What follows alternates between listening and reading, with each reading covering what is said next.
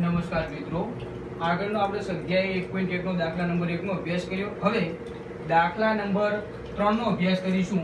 પાઠ્યપુસ્તકના page number ઉપર 15 ઉપર તમને રકમ આપેલી હશે અને કીધેલું હશે કે ભાવનો સામાન્ય સૂચકાંક ગણો. તો જેને તમારે પહેલું તો આડા કોષ્ટકની અંદર માહિતી ગોઠવી દેવાની.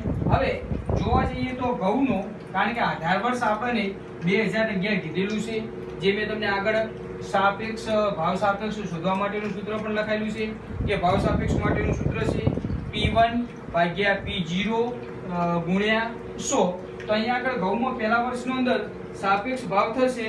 મેં તમને એ પણ પહેલા કીધું હતું કે જ્યારે સૌ પહેલું વર્ષ હોય તો એની અંદર દરેકનો સૂચકાંક આપણે 100 મૂકી શકીએ છીએ. તો અહીંયા આગળ આપણે ઘઉં, ચોખા અને ખાંડનો શરૂઆતનો આંક આપણે સાપેક્ષ ભાવ 100 મૂકી શકીએ છીએ. ત્યારબાદ આવે છે ઘઉંનો 2012 નો આધાર વર્ષ આપણું 11 છે. તો 2012 નો તમને પાઠ્યપુસ્તકની અંદર આપેલો છે 18.5 એટલે કે P1 ભાગ્યા P0 ગુણ્યા 100. તો P0 એટલે કે આપણું આધાર વર્ષ 2011 જે આપણને રકમમાં આપેલું છે, તો કે ભાગ્યા 18 ગુણ્યા 100. ત્યારબાદ 2013 માટે તમને આપેલો છે 18.90. તો 18.90 ભાગ્યા 18 ગુણ્યા 100.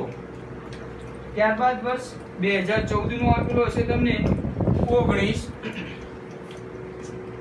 19 ભાગ્યા 18 ગુણ્યા 100. જ્યારે વર્ષ 2015 નો તમને આપેલો છે 19.5. તો 19.5 ભાગ્યા 18 ગુણ્યા 100. એ રીતે ચોખામાં તો અહીંયા આગળ તમે ભાગાકાર કરીને એના જવાબો મૂકી શકો છો. તમે કેલ્ક્યુલેટરમાં મિત્રો કરી શકો કે 18.5 ભાગ્યા 18 ગુણ્યા 100, તેનો જવાબ તમને મળશે 102.78. ત્યારબાદ 18.90 ભાગ્યા 18 ગુણ્યા 100 કરશો તો એનો જવાબ તમને મળશે 105. ત્યારબાદ 2014 માં તમને જવાબ મળશે 105.56 અને 2015 નો 119.5 ભાગ્યા 18 તો 108.33.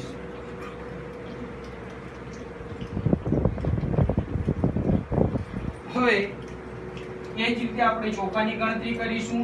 આપણું આધાર વર્ષ 2011 છે એટલે કે P0 નું વર્ષ આપણું 2011 ને મેળવી શકીએ. તો હવે ત્યાં આગળ આપણે જોઈએ તો 38 ભાગ્યા 30 ગુણ્યા 100. ત્યારબાદ વર્ષ 2013 નો ચોખાનો ભાવ આપેલો છે આપણને, એનો પણ આપણને 38 આપેલો છે. 36 આપેલો છે. 2013 નો 38 આપેલો છે. 2014 નો પણ 38 આપેલો છે.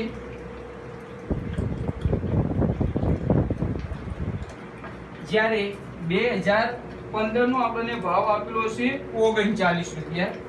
તો કે 39 ભાગ્યા 30 ગુણ્યા 100. તો 36 ભાગ્યા 30 ગુણ્યા 100 કરશો એટલે તમને જવાબ મળશે 120. ત્યારબાદ 38 ભાગ્યા 30 કરશો એટલે તમને જવાબ મળશે 126.67.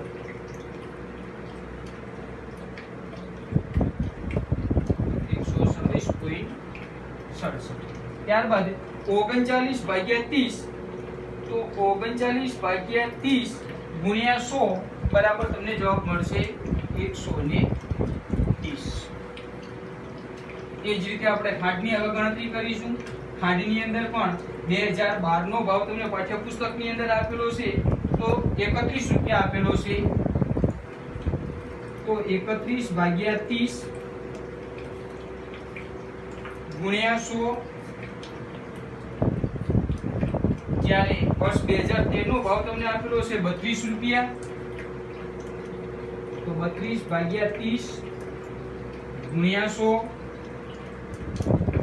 ત્યારબાદ 2014 નો તમને ભાવ આપેલો છે 34 રૂપિયા, તો 34 ભાગ્યા 30 ગુણ્યા 100.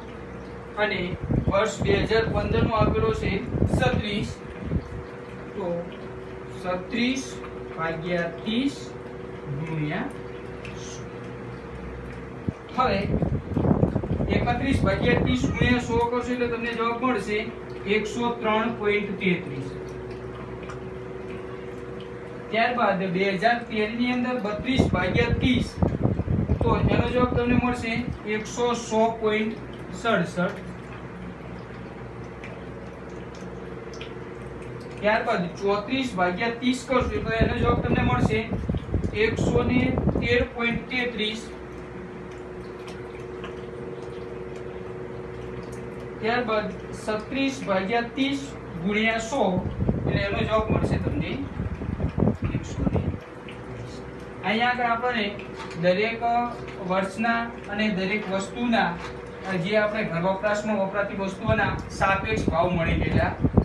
પણ દાખલાની અંદર આપણને એવું કીધું છે કે ભાવનો સામાન્ય સૂચકાંક મેળવવાનો છે. સામાન્ય સૂચકાંક એટલે કે જેટલા વસ્તુઓ આપેલી હોય, મેં આગળના વિડીયોમાં પણ જે હતું ત્યાં આગળ આપણે હતું કે સામાન્ય સૂચકાંક મેળવવાનું છે 3 વર્ષનો હતો. આઈ થિંક એ દાખલો 2012, 13 અને 14 નો કે 13, 14 ને 15 એમ કંઈક યર આપેલા હતા આપણે દાખલા નંબર 1 ની અંદર.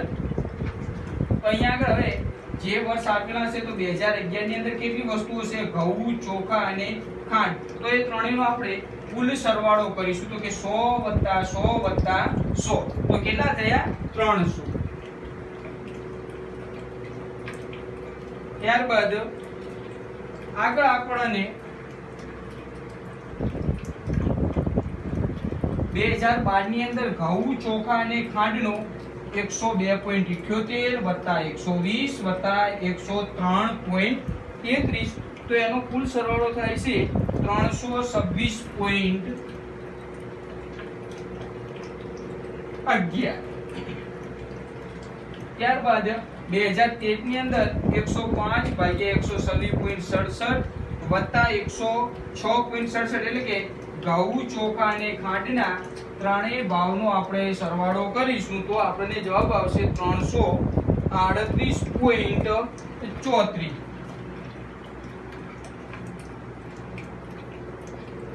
ત્યારબાદ વર્ષ 2014 માટે 105, 126.67 અને 113.33, આમ ત્રણેયનો સરવાળો કરશું તો આપણને જવાબ મળશે 345.56.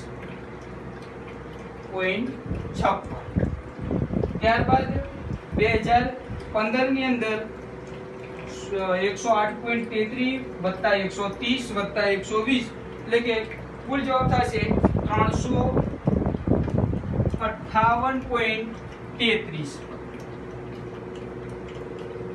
હવે મિત્રો ભાવનો આપણે સામાન્ય સૂચકાંક મેળવવાનો હોવાથી જે પણ વર્ષના જેટલા વસ્તુઓ હોય તો આપણે વસ્તુઓ વડે ભાગવાની છે અને આપણે વર્ષ વડે ભાગવાની નથી. તો 2011 માં આપણી પાસે કેટલી વસ્તુઓ છે? તો કે ઘઉં, ચોખા અને ખાંડ, એમ મળીને કુલ 3 વસ્તુઓ થાય છે. તો આપણે દરેકને કેટલા વડે ભાગીશું? 3 વડે ભાગીશું.